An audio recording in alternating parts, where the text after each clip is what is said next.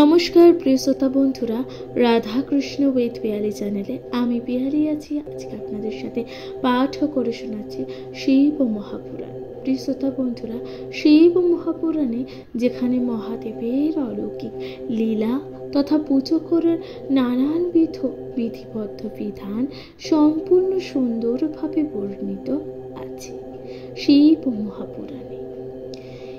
হিন্দু শাস্ত্রে অন্যতম পুরাণগুলির মধ্যে শিব মহাপুরাণ যা অন্যতম মহাপুরাণ। আপনারা শুনবেন ষষ্ঠ সংহিতা, যেখানে ধর্ম সংহিতার অষ্টম অধ্যায় কামতত্ত্ব নিরূপণ, যার দ্বিতীয় পর্ব।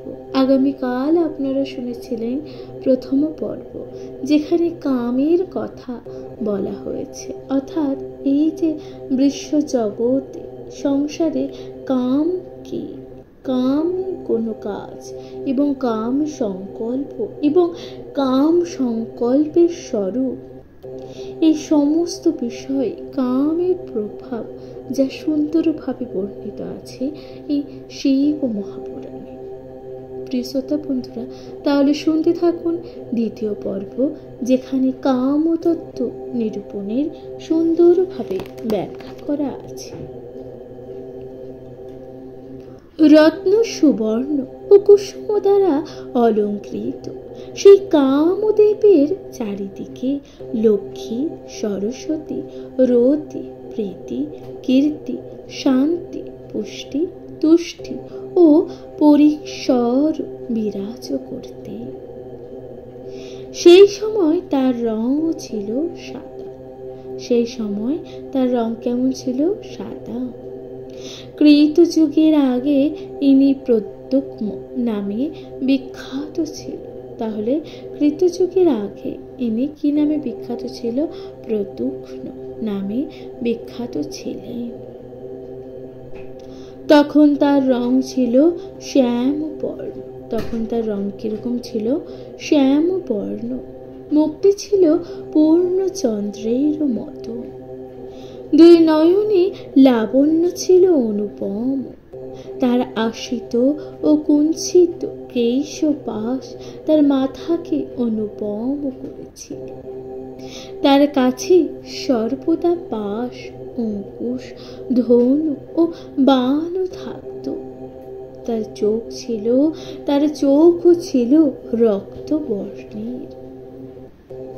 তিনি লক্ষ্মী, ভদ্রা, সুভদ্রা, রুক্মিণী ও রতির সমবেত হতেন। তাহলে কামদেবের কয়জন স্ত্রী ছিলেন? লক্ষ্মী, ভদ্রা, সুভদ্রা, রুক্মিণী ও রতির সমবেত হন। তার ক্ষীরোদ সাগরে বাস করতে থাকে। এক সময় দেবতারা চন্দ্রশেখরের তপস্যা ভঙ্গ করার জন্য তাকে চন্দ্রপ্রভা নামে নগরীতে পাঠিয়েছিলেন। তিনি তখন অস্ত্র শস্ত্র সহ মহাদেবের কাছে গেলেন।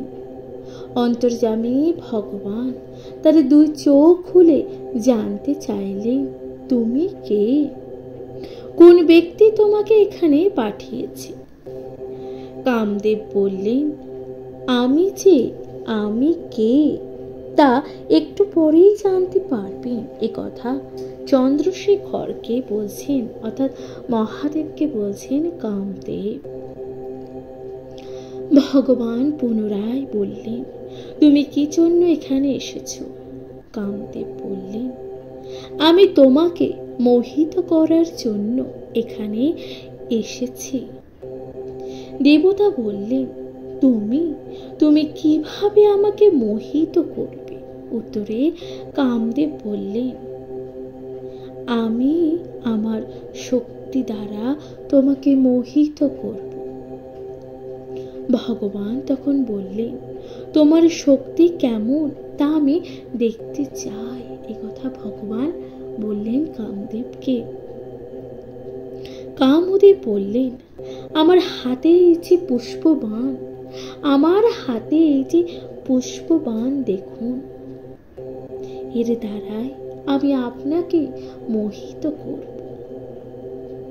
এই কথা বলে কামদেব তার পুষ্পবাণ দিয়ে চন্দ্রশেখরের হৃদয় ভেদ করতে উদ্যত হলেন। ভগবান শঙ্কর তা দেখে অত্যন্ত ক্রুদ্ধ হলেন। তিনি ভীষণ মূর্তি ধারণ করলেন। তখনই ভগবানের তৃতীয় নেত্র থেকে অগ্নিরাশ বের হয়ে এবং তার আঘাতে কামদেব দগ্ধ হয়। কামদেব দগ্ধ হলে ব্রহ্মার কন্যা রতি কামান্তক মহাদেবের স্তব করতে লাগলেন। তার স্তবে ভগবান শঙ্কর সন্তুষ্ট হলেন।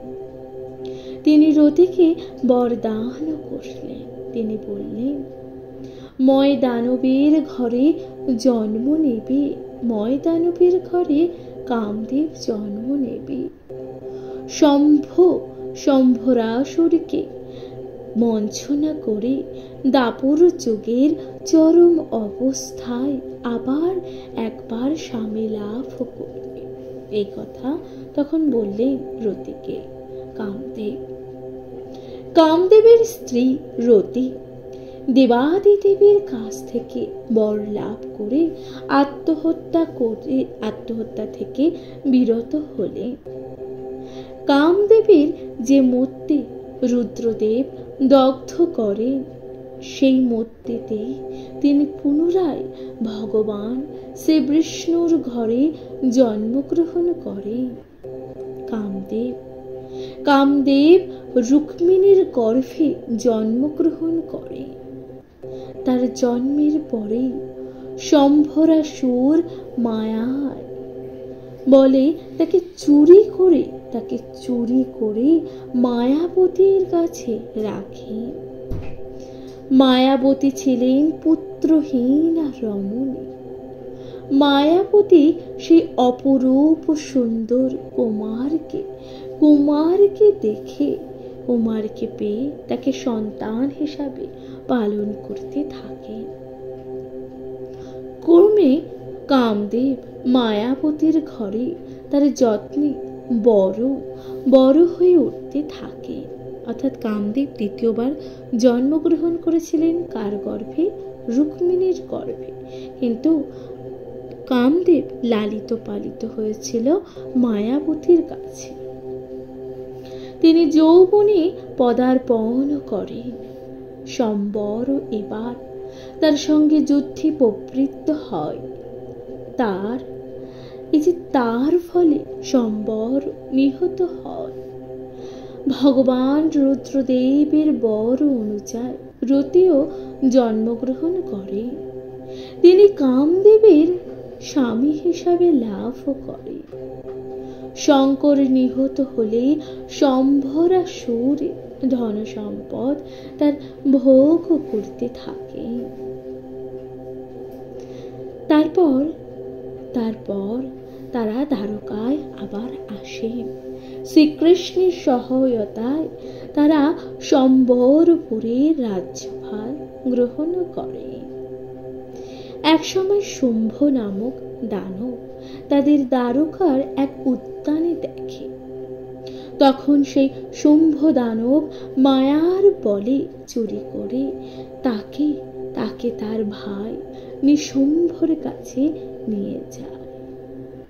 সে তার ভাইকে বলে, ভ্রাতা, এই পশুকে এনেছি তোমার খাদ্য করে, তুমি একে তোমার খাদ্য হিসাবে গ্রহণ করো। নিশুম্ভ কামদেব রূপী প্রত্যেক মুখে নিয়ে আকাশ মার্গে নিক্ষেপ করে। প্রত্যেক সেই নিঃসম্ভ নগরে গিয়ে পড়ে। কিন্তু তবুও তার চেতনা লুপ্ত হয়নি। সেখানে তিনি চারিদিকে ঘুরতে থাকেন। সেই সময় তিনি লক্ষ্মী নামে এক দানব কন্যাকে দেখতে পান।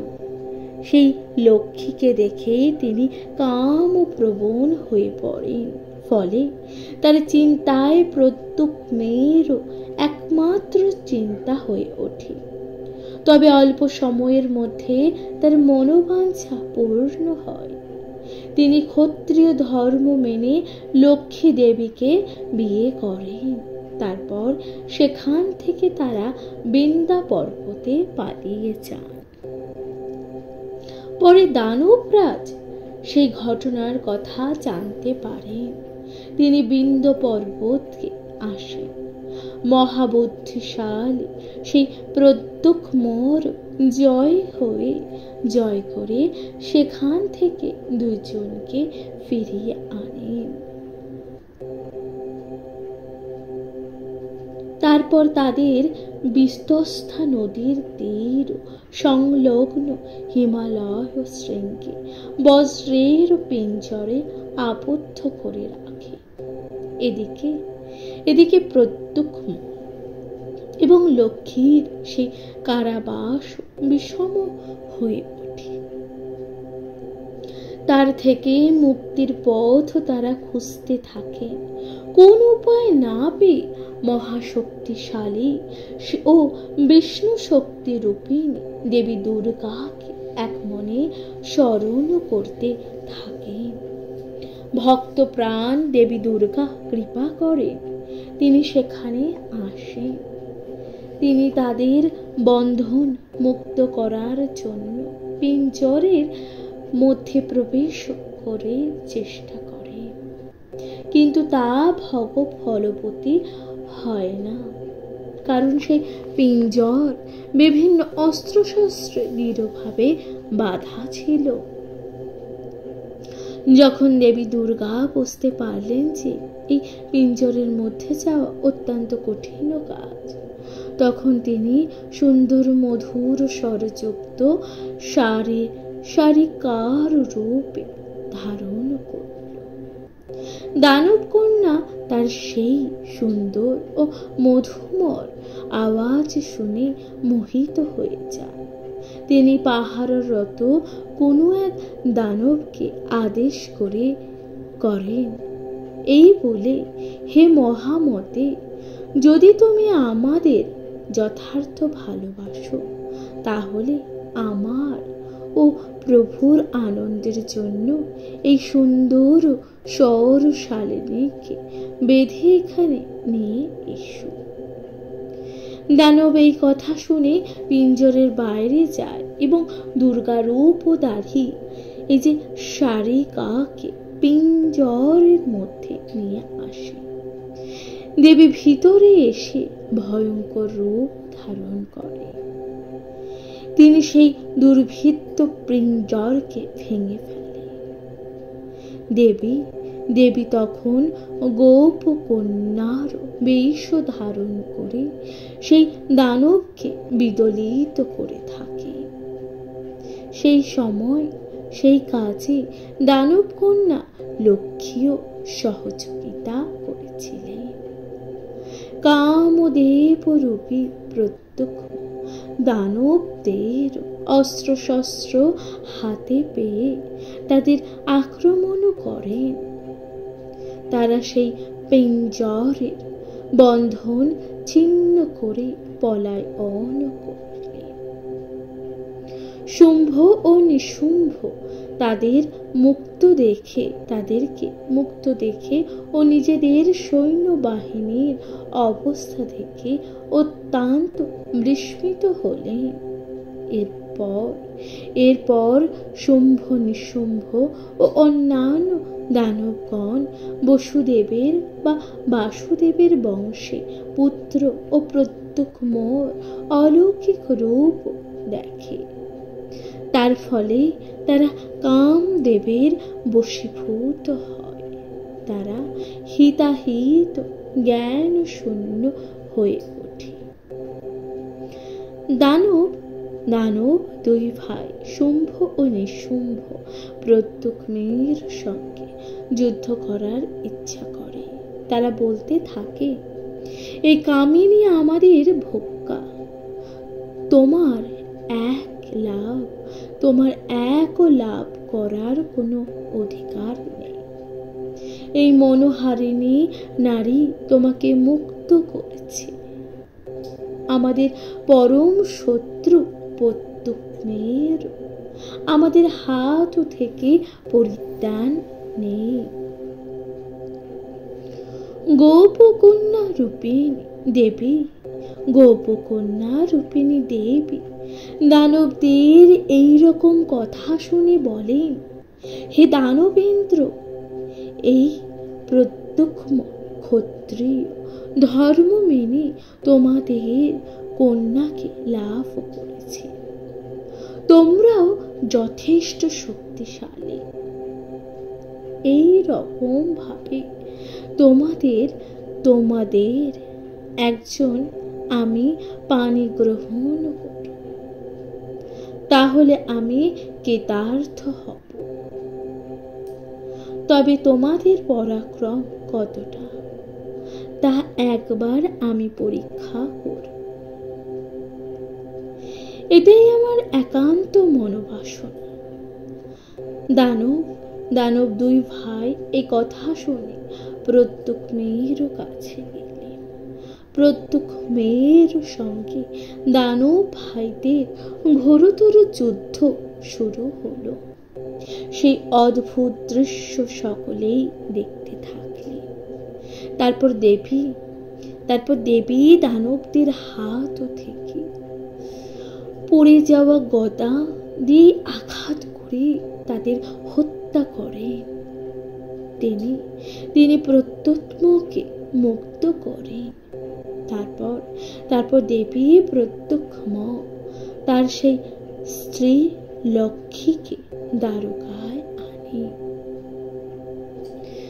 সেখানে তাদের রেখে তিনি অন্তর্হিত হলেন। প্রদ্যুম্ন ও দানব কন্যা লক্ষ্মীর এক পুত্র সন্তান জন্মগ্রহণ করে। তার নাম হলো বৃষক সেন। সেই বৃষক সেন ছিল অত্যন্ত ধার্মিক। তিনি ক্রমে বড় হয়ে শুভনগরের রাজা হন। বহুকাল তিনি রাজত্ব করেন। তিনি সেখানকার দানবদের নিজের সন্তান ও প্রজার মতন পালন করতেন।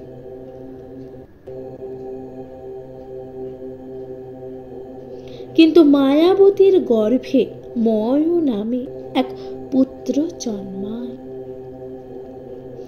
সেই সময় তিনি শম্ভরাসুরের নগরীতে রাজত্ব করেছিলেন। তিনি অত্যন্ত ক্ষমতাবান এক রাজা ছিলেন। প্রিয় শ্রোতা বন্ধুরা, তাহলে এখানে সমাপ্ত হলো ৮ম অধ্যায়, যেখানে আপনারা শুনলেন এই যে কামতত্ত্ব নিরূপণ, অর্থাৎ এই যে কামদেব সকল কিছুই কামদেবের অর্থাৎ কামনা বাসনা যে কামদেবের ওপরে নিয়ন্ত্রিত থাকে। এবার কামদেব তার অস্ত্র অর্থাৎ তার পুষ্পবাণ নিক্ষেপ করেছিলেন মহাদেবের উপর। মহাদেব ক্রোধান্বিত হয়ে কামদেবকে হত্যা করেছিলেন। পরবর্তীকালে কামদেব পুনরায় জন্মগ্রহণ করেছিলেন রুক্মিণীর গর্ভে এবং কামদেবকে পালন করেছিলেন অর্থাৎ লালন পালন করে বড় করে তুলেছেন মায়াবতী। প্রিয় শ্রোতা বন্ধুরা, তাহলে এখানেই সমাপ্ত হলো ৮ম অধ্যায়, যেখানে আপনারা শুনলেন কামতত্ত্ব নিরূপণ। আশা করলাম তা আপনাদের ভালো লাগলো। শিব ও মহাপুরাণ আপনাদের কেমন লাগছে অবশ্যই আপনাদের মূল্যবান মতামত দিয়ে জানাতে ভুলে যাবেন। এর পরবর্তী অধ্যায় আপনারা শুনবেন ৯ম অধ্যায়, যেখানে বলা হচ্ছে বিষ্ণু চরিত। শুনতে থাকুন শিব ও মহাপুরাণ।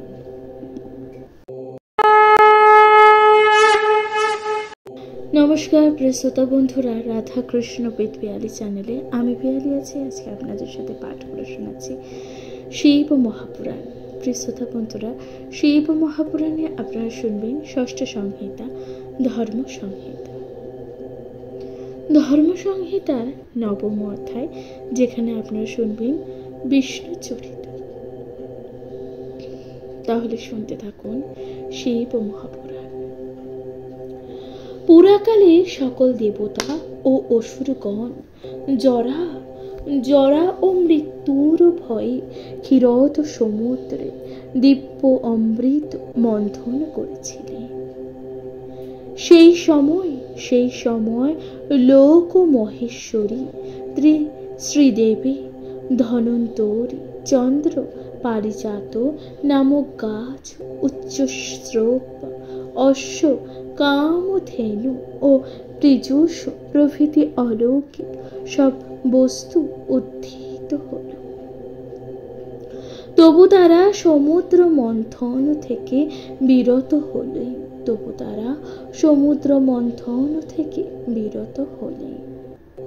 হলেন না। পুনরায় আগের মতন মন্থন করতে লাগলেন। কিছুক্ষণ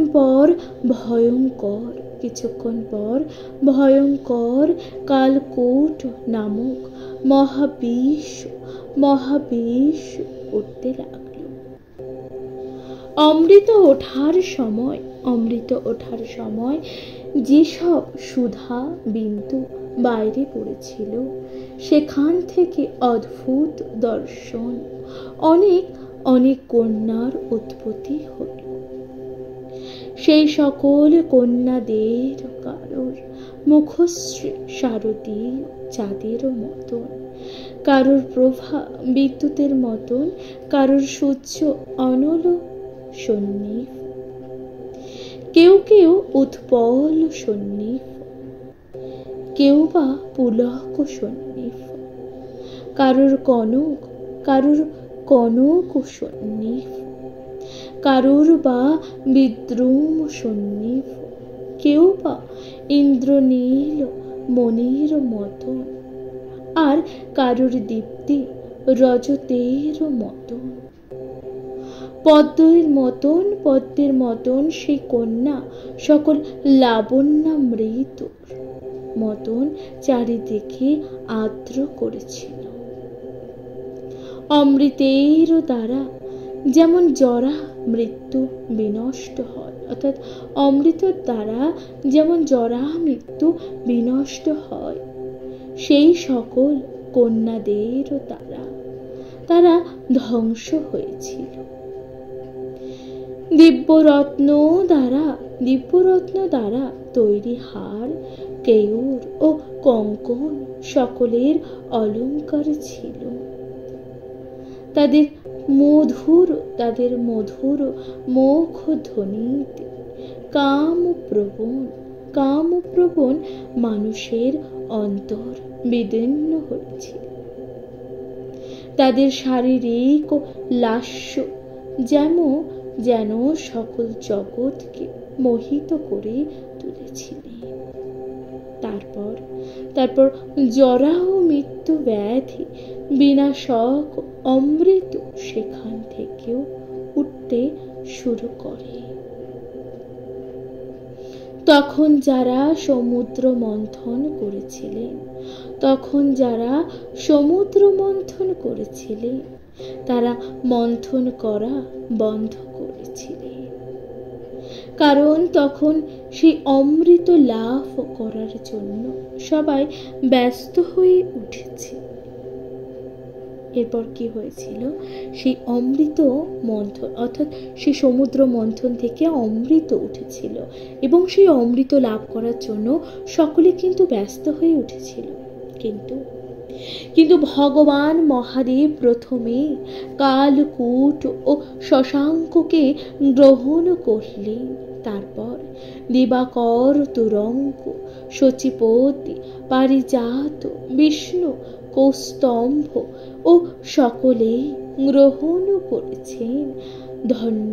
করেছিলেন ধন্বন্তরীকে। দেবতা ও দানবগণ অমৃতের জন্য পরস্পরের মধ্যে লড়াই শুরু করলে তার ফলে জগতের মধ্যে এক প্রলয় ঘটে গেল বলে মনে হলো। অনল ও অর্কের সমান শক্তিশালী দৈত্যগণ অত্যন্ত ক্রুদ্ধ হয়। তারা সোমদেবকে অপহরণ করে। ভগবান বিষ্ণু তখন মায়ার প্রভাবে মোহিনী রূপ ধারণ করলেন।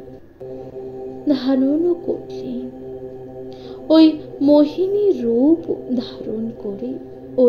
মোহিনী রূপ ধারণ করে বিষ্ণু সোমদেবকে উদ্ধার করে আনে। ও সেই দৃশ্য দেখে সকল দেবতাগণ অত্যন্ত খুশি হয়। তখন শ্রী বিষ্ণু মায়ারূপ সুর অসুর সকলেই অত্যন্ত আকৃষ্ট করেছিল। ফলে সকলেই সেই মোহিনী মূর্তিকে অমৃত ভাগ করে বন্টন করার কথা বলে। ফলে মোহিনী রূপ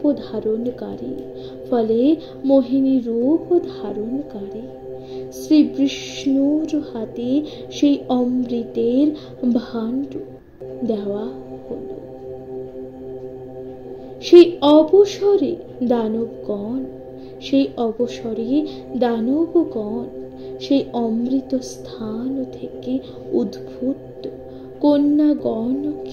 কন্যাগণকে সযত্নে রক্ষা করার জন্য ময়দানবকে সুন্দর নগরীতে নিয়ে যায়।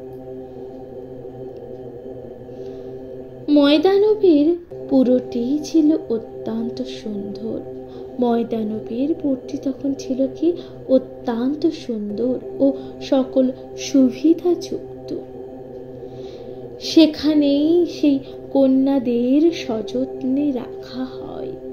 কন্যাদের সযত্নে